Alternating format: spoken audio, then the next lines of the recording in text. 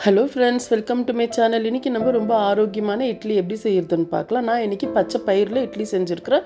2 cup பச்சை பயிறு, 1 cup முழு உளுந்து சேர்த்துருக்குறேன். ஒரு 1/4 டீஸ்பூன் வெந்தயம் சேர்த்துட்டு இதை வாஷ் பண்ணி நம்ம தனியாக ஊற வச்சுக்கலாம். இப்போது நான் ஒரு 1/2 கப்பு ஜவ்வரிசி சேர்க்குறேன். இது அரைக்கிறதுக்கு 1 மணி நேரத்துக்கு முன்னாடி நம்ம ஊற வச்சுக்கலாம். பாருங்கள், இப்போ நல்லா பயிறு ஊறி இருக்குது, ஜவ்வரிசியும் நல்லா ஊறி இருக்குது.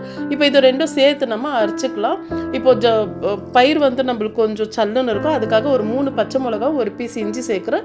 இதை சேர்த்து நல்லா அரைச்சி ஒரு பெரிய பாத்திரத்தில் பாருங்கள் இந்த மாதிரி சேர்த்துக்கலாம். கொஞ்சம் கொரகொரப்பாக அரைச்சிக்கலாம், ரொம்ப நைஸ் வேண்டாம். இப்போ ஒரு பாத்திரத்தில் எல்லாமே சேர்த்து இதை நல்லா மிக்ஸ் பண்ணிவிட்டு மூடி போட்டு வச்சிடலாம். இப்போ காலையில் ஏஞ்சி இட்லி ஊற்றுறதுக்குள்ளே கொஞ்சம் நம்மளுக்கு மாவு புளிச்சிருக்கும். பாருங்கள் இந்த மாதிரி புளிச்சிருக்கும். இப்போ நல்லா உப்பு சேர்த்து அடிச்சிட்டு இப்போ நம்ம இட்லி பாத்திரத்தில் ஊற்றி இதை வச்சிடலாம். ஒரு 1/4 மணி நேரத்துலேருந்து 20 நிமிஷம் வரைக்கும் இது நல்லா வெந்துடும். வெந்தோடனே நம்ம பாருங்கள் சூப்பராக இட்லி வெந்துடுச்சு. இப்போ நம்ம சர்வ் பண்ணிக்கலாம். ரொம்ப ஆரோக்கியமாக ரொம்ப நல்லாயிருக்கும்.